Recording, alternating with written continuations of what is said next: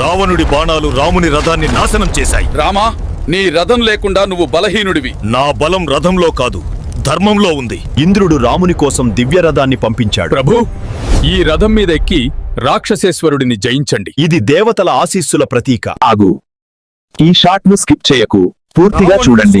మీకు నచ్చితే లైక్ చేసి సబ్స్క్రైబ్ చేయండి. నా శూలం కూడా పనికిరాలేదా?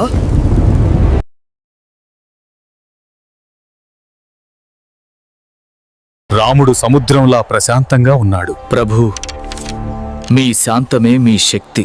ధర్మం రక్షించబడటమే నా లక్ష్యం. రామబాణం రావణుడి కవచాన్ని ఛేదించింది. రక్తం కారినా నేను ఓడిపోను. గర్వం నీకు మరణం తెస్తుంది రావణ. ధర్మరాజు అయిన రాముడు శత్రువుకే చివరి అవకాశం ఇచ్చాడు. రావణ, ఇప్పటికైనా సీతను విడిచిపెట్టి క్షమాపణ చెప్పు. రామా, నేను ఎప్పటికీ వెనక్కి తగ్గను. రావణుడు మాయా రాక్షసులను సృష్టించాడు. రామా, నువ్వు మాయలో చిక్కుకుంటావు. సత్యం ముందు మాయ ఎప్పటికీ నిలబడదు. రామబాణం అన్ని మాయలను దహనం చేసింది. ధర్మశక్తి ముందు అసత్యం నిలవదు రావణ.